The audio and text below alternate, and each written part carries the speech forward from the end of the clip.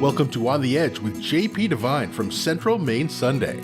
On the Edge with JP Devine audio is made possible by our subscribers like you. Thank you for listening and supporting local journalism in Central Maine. Now here's JP Devine. Breathe. When we were sitting on those cold metal chairs in that long ago warm spring sun, I felt alone. I was surrounded that day, age 9, by a chorus line of silent adults dressed in navy blue and black. They were burying my father that day, once a man of the sea, a naval officer. Then 12 sailors fired their guns in a ceremonial salute. It was so unexpected, it frightened me, and I started biting my nails. I remember that. Behind me stood my oldest sister, Eileen, the former swimming champ, not yet in the wheelchair, where she would spend the rest of her life a prisoner of arthritis.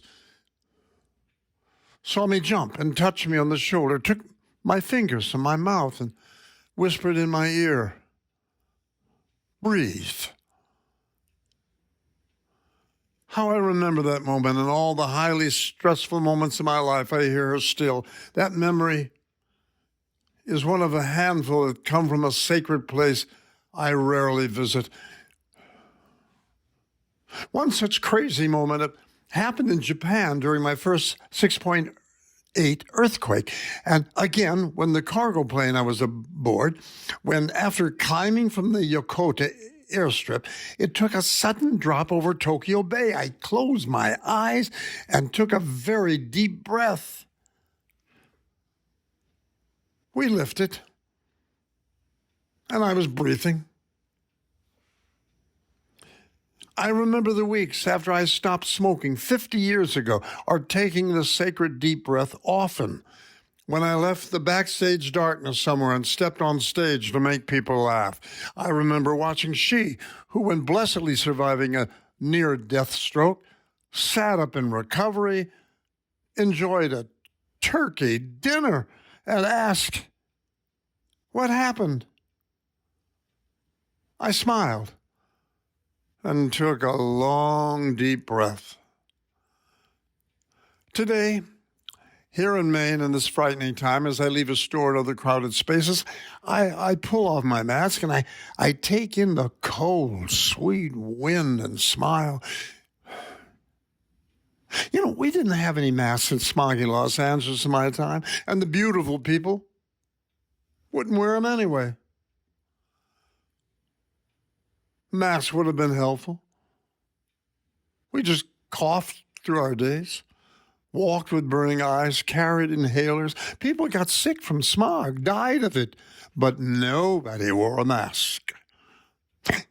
In my years in Japan, I learned from the monks at the tiny monastery at the end of my street, who told me that for centuries, when the clean air around Mount Fuji was soiled by cooking pots, industry, and wars, masks just became commonplace. No, this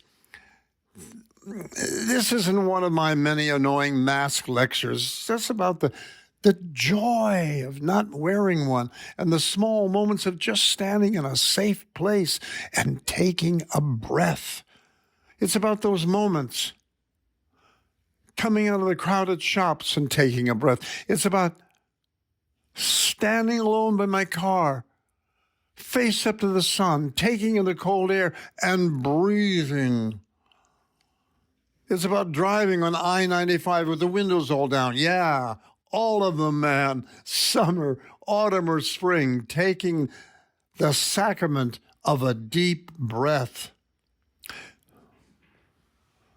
As a survivor of Manhattan and L.A., I have come to cherish Maine's cold, clean winter air, tossing my hair around, clouding my eyes, filling and blessing my old lungs. She, sitting beside me, understands, but she pulls up her collars, tugs her scarves, and whispers, "I know you love it, but couldn't you just close one or two, please?" I touch your hand and with a smile whisper, breathe. Thank you, Eileen. Thank you. Thank you for my life. Thanks for listening to On the Edge with JP Devine. On the Edge with JP Devine audio is made possible by our subscribers like you. Thank you for supporting local journalism in Central Maine.